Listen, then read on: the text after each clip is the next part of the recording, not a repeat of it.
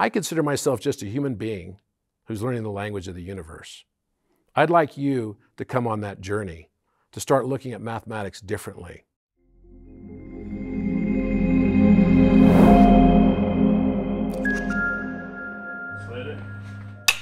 No, there was definitely a turning point and a catalyst for me. I would say I never thought even 10 years ago that I'd be having this kind of conversation. When I was at Harvard Business School in 2014, I ended up meeting this fellow who was a clerk that was there to take my fingerprints so I could do an application for an investment bank that we were establishing. And while he did it, he said to me, he said, "Oh, I brought you something." And I said, "What'd you bring me?" And I didn't know this person from Adam. He was basically just a clerk who lived in the Boston area, and I'm from California. And he said, "I brought you some photographs to look at." He said, "This is just my day job." And I said, what do you mean by that?" He said, "This is the job that I have so that I can meet the people that I'm supposed to meet." So he hands me about 10 photographs. He says, "Which one of these photographs stick out to you?" And I grabbed one of them, and I looked at it, and I said, "This one." And it was a photograph of Franklin Delano Roosevelt giving a speech in 1942 in Boston. And he said, "Why does that stick out to you?" And I said, "I don't know. I just feel like I've seen it before." And I took the photograph, and he said, "It's for you to keep as a gift." And he said, "By the way, you were there." And I said, "Okay." I didn't know what to think of that. So I went back to my chair in the classroom, and we were having a lecture at the time. I was hosting this group of doctors who were learning how to be business people. And the professor that we had speaking is a woman by the name of Frances Frye. She's one of the top professors at Harvard Business School. And she noticed that I'd opened my notebook, but I wasn't taking notes. And so she called me out. And she said, "Robert, what are you doing?" And I had never even connected that the photograph I had just seen had anything to do with what I was writing in my notebook, because I couldn't listen to her lecture. What I started writing in my notebook was literally tens of pages of advanced math and physics stuff that I hadn't really ever been trained on. Of course, I was pretty good in math, and I was always good in physics. I'd been, president of a laser company in the medical device field, and I knew a lot about photonics. But this was very different. And I never connected the fact that he gave me this photograph that somehow opened something up in me. And I would say that, along with a meeting that I had with a Buddhist monk who took a 5-year sabbatical from one of the companies that I was CEO of, called Bausch & Lomb Surgical. You may have heard of Bausch & Lomb.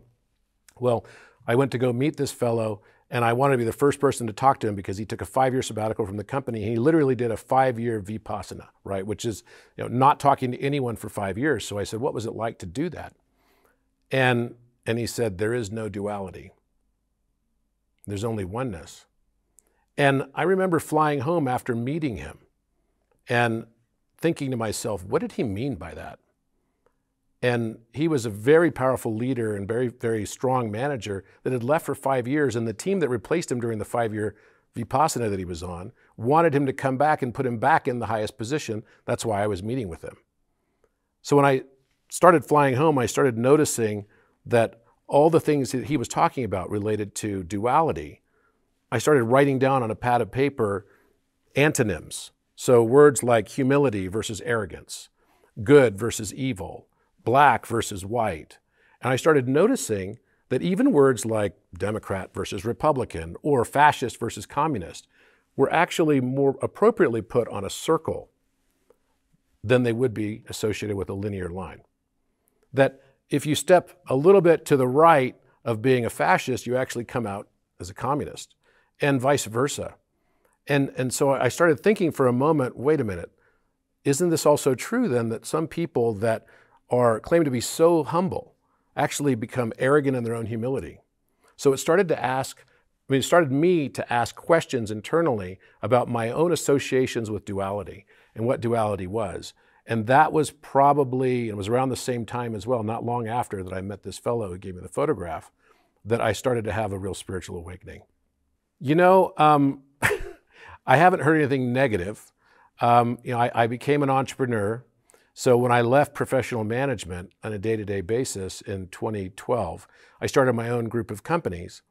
And as such, people that leave professional management often ask why other people become entrepreneurs, because it doesn't really make sense, right? You're already successful, you're this far along in your career, why would you shift gears, right? Why would you change up?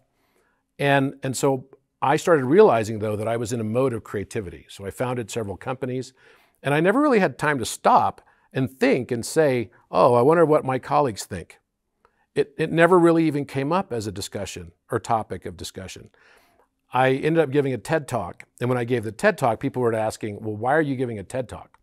And I said, well, because it's something that I want to do, and I'd like to be able to sort of share, what I've experienced in life with other people, because to me, life is not just about making money. In fact, that's a tiny, tiny, tiny aspect of it.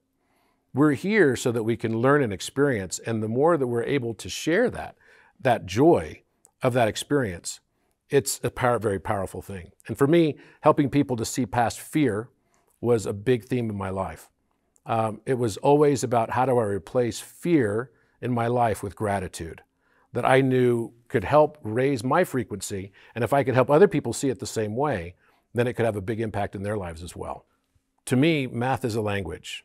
I probably do consider myself a linguist. I speak 8 languages and I speak 5 very fluently. And when I started looking at mathematics, I went through a bit of a crisis in 2016 where I almost lost all that I had worked for. And I kind of got attacked by one of the venture capital partners that we had been in partnership with. And luckily, it came down to it that I had to raise $55 million in one day in order to retain, the value of the companies that I had basically built up. Luckily, somehow, we pulled it out. I ended up raising the money necessary to retain control of the companies that I'd worked so hard to build up. They were like children for me in a way. After that experience, I realized that I just could not get my head wrapped around why anyone would try to attack value like that. I just couldn't understand it. And I couldn't understand the notion of someone wanting to grab more for themselves rather than actually do something that just benefits everybody. And so I had to reconstruct my objective reality. And the way I started to reconstruct my objective reality, because it was so traumatic for me, having gone through it, I won the battle, but I felt like I lost a war in a way. And as I went through this process of reconstructing my objective reality, what is the basis of our objectivism, right? That is really, for me, it's numerical. It's 1 + 1 = 2. Numbers don't lie. But then I started questioning all those notions and assumptions and saying, is it really true that 1 + 1 = 2? And I reconstructed the mathematical world and geometric world along those lines. And what I found was a language. I'd never looked at math in this way before. I found a language within mathematics that showed me that the mathematical constants are verbs. So these numbers with these long tails on them that never end, it's like appending an ing on the end of a word like text. Texting becomes a verb. The numbers themselves are nouns, and geometry organizes the sentences into paragraphs, right, and communication. This is the universe's language and how it communicates with us. And when we start to see it in those terms, it opens up an entirely new world for people and their relationship with mathematics, because they'll now start seeing mathematics as a communication from the universe. Be that synchronistic, be that that it's trying to just tell us something about the world around us so that we can have a better understanding of it. But it comes down to these patterns. And most people, even in mathematics, don't believe that patterns exist in mathematics. Well, what I'm here to tell you is they absolutely do exist. We wouldn't have geometry if that was not the case. All of mathematics is patterned. The things that we call random are just those things that we don't understand the pattern for yet. So one of the things I like to say is that geometry expands your perceptions. It allows you to look from different angles at different objects, whatever those objects are, be they 2-dimensional objects or 3-dimensional or 4-dimensional objects. Our perception is about to dramatically expand. What we all have believed over time is that our truth is the one only truth, when actually it's just one facet of a larger truth of perception. If I were holding what looked like a circle in my hand and there was a shadow cast on the wall behind me, one person looking at it from directly in front of it would say, oh, that must be a circle that you're holding in your hand. If I were holding it this way, maybe it would actually look like a rectangle, because actually what I'm holding is a cylinder. But the person that's looking at it from this direction, seeing the shadow cast of a rectangle on this wall, on this direction, would argue like mad with the person sitting where you are that it's a rectangle. No, it's a circle. It's a rectangle. No, it's a circle. When actually the person holding the cylinder has the higher dimensional knowledge that both are actually correct and both are actually incomplete in their descriptions. Not that they're wrong. And that's what the world is now waking up to. We're all waking up to the fact that what we perceived was the only whole truth, right, is only a fraction of the truth. We cannot remove the bias of observation that we place on everything, and that bias is driven by our own conditioning. And that's not conditioning that somebody else foisted upon me. Maybe generationally, there's some aspect of that. I'm talking about our own conditioning of the things that we ourselves don't want to feel shame for, and we just press that into our shadows. The thing that really blew me away in studying all of this work is that Da Vinci actually spent time in Egypt. So during that time period from 1482 to 1486, he went to Egypt working for the Sultan of Cairo. And the record of this account is actually held in history in the Codex Atlanticus, which is the most complete of all the different codexes that exist, right? There's the Codex Leicester. There are several other codexes, but this codex is the largest, and it's a compendium of all of his works and notes that he basically took that ended up getting gifted to Salai, who was one of his assistants at the time that he passed away in 1519. What this story does is it rewrites our entire understanding and history of what Da Vinci's life was, not only from 1482 to 1486, it gives a very detailed account of it, and it's also encrypted too. But it, most importantly, leads us to an encryption that takes all the paintings from 1486 onward, which he was incredibly prolific, right? But Da Vinci was only known to have painted about 20, maybe 22 different paintings and sort of drawings or sketches that were not like those that were used in using oil, et cetera, right? So there's not that many of those masterpieces out there. Vitruvian Man was a sketch. But when you look at all of those different works of art that he did, those masterpiece, iconic works of art that he did, they're all connected. And they're all encrypted. And the message is highly, highly consistent, and each one of them points back to Egypt. What I experienced in the pyramid on my second trip on May 7th of 2018 was something that absolutely changed my life. While I was in the pyramid with my friends, who were all business leaders from Orange County, California, I looked down on the rim of the sarcophagus. And for a brief moment, I had a memory of the exact same place where I was standing and looking down and seeing an Alpha Omega pressed into the rim of the sarcophagus in the king's chamber. Now, we're talking about the most studied room, in the only piece of furniture inside of all the Great Pyramid, right? In the most studied room, in the most studied building, right? What was the tallest building on the planet for over 4,000 years, at least, probably much, much longer than that.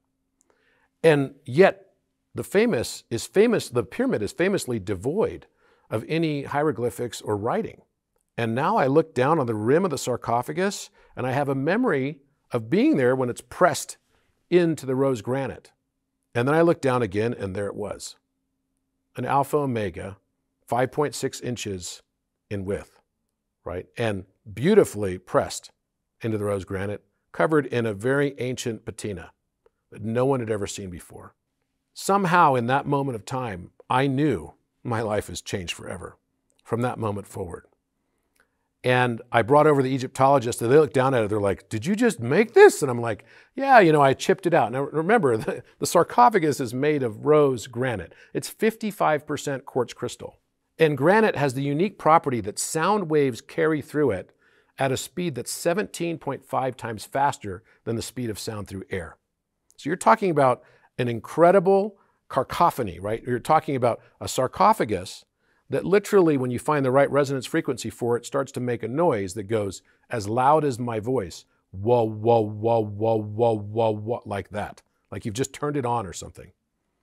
And if you try to take a hammer and a chisel to make an Alpha Omega on the rim of the sarcophagus, you will probably crack the whole sarcophagus.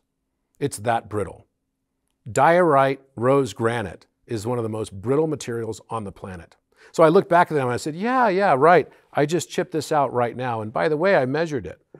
And the proportions of it were perfect. 5.6 inches is relevant to the room because you might say, well, they were using the cubit. Actually, what we have found, my colleague Alan Green and I, the Great Pyramid integrates all the measurement systems that we use today. It integrates the cubit, the meter, and the foot. So when you understand that the perimeter of the Great Pyramid's King's Chamber is exactly 31.4159 meters, that's kind of astounding because you might recognize 314159 as being pi, right? That's pi times 10. Well, the square root of that number is 5.605. So the exact width of the alpha omega on the rim of the sarcophagus is matching up with the perimeter of the room when you take it and square it. That's very interesting because that's not something that some graffiti artist could have gone in there and just chipped out and gotten exactly the mathematical relationship that all the major mathematical constants were used in the formation and construction of the Great Pyramid. And those exact same math constants are embedded in those two letters on the rim of the sarcophagus. It's astounding. So this show called the Codex is actually the Code X because you are the X. I believe that the reason why we're here and what all these Renaissance cryptographers, philosophers, polymaths through time are trying to teach us is to remember who we are. And that's the greatest encryption of all. That when you start to realize that all through time, all those notions of what you believe to be the only paths, that you believe to be your ethical base, we are constantly judging everything around us. And when you understand, though, that we cannot separate our own observation from what is being observed, because quantum physics already shows us, Heisenberg's uncertainty shows us unequivocally that what we observe is dependent on our own biases going into that observation. That we can change outcomes just by changing our own perceptions. And by expanding our perceptions, we can actually experience a higher degree of dimensionality. So the reason for this show is to relay to you the encryptions that were left by Renaissance cryptographers, the most prominent of which, of course, was Leonardo da Vinci. But not only Leonardo, we're going to go back in time with Plato, through even the Apostle Peter, and we're going to take us a walk through history to see all the different people have been pointing us in the same direction for us to remember who we are at this moment in time, to crack the code on ourselves. And that, to me, is what ascension and enlightenment is actually all about. You know, one of the great things that's happening in the world right now is that all the things that we gave up in our youth are coming back.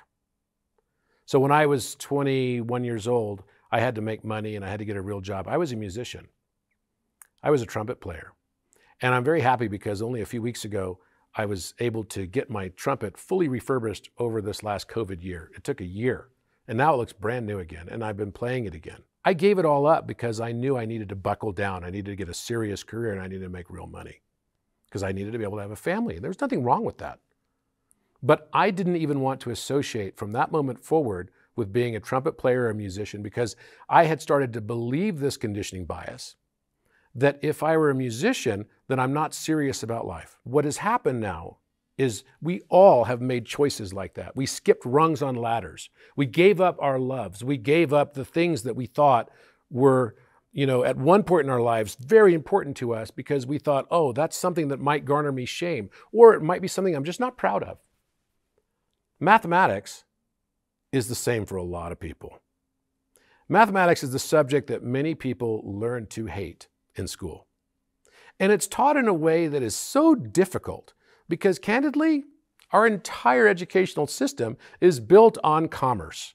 Our entire educational system is built on a notion of scarcity. So that means that I need to almost dissuade people from going into mathematics because if there are more people that become really good at mathematics, then that makes my time less valuable.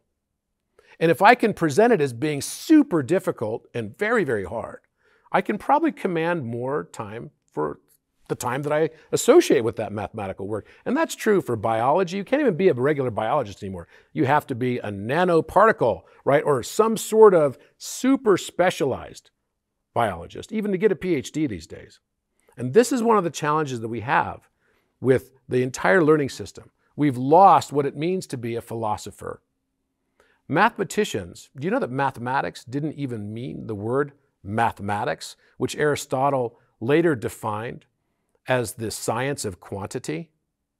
Do you know that the original meaning of the word mathematics was just learning generally? General learning. The reason why mathematics was a word that was used at the base of all learning is because it's the foundational basis of all learning. Pythagoras said all is number. What we have been led to believe in a way, and we've allowed ourselves to believe, because I'm not blaming anyone else for it, is that mathematics is this difficult to comprehend thing because we've not been taught that it's a language of communication with the universe. I don't even consider myself a mathematician per se, although I've published many papers now, and I wrote a book that is, now a bestseller in mathematics. I consider myself just a human being who's learning the language of the universe. I'd like you to come on that journey, to start looking at mathematics differently. People are falling in love with math again, just as I am falling in love with music again. It's no different than just looking at math from the perspective that most people see it as purely objective, but actually it's also the most esoteric. Numerology is on the far end of esotericism. It's all a matter of our viewpoint and our own perspectives on how we look at things. If we look at it as the language of the universe, it will be exactly that, and you'll have an entirely new relationship and experience with mathematics. And that's what my hope is, that you're going to be seeing a visualization form of mathematics in this show as well. I don't teach mathematics without putting visuals to it. And you'll have to see what it means and how it operates. And once you see it that way, you'll start realizing that geometry is nothing more than the brain's QR code reader. It wakes up our subconscious mind. You don't have to know every detail of it. You just have to be aware that that is actually happening.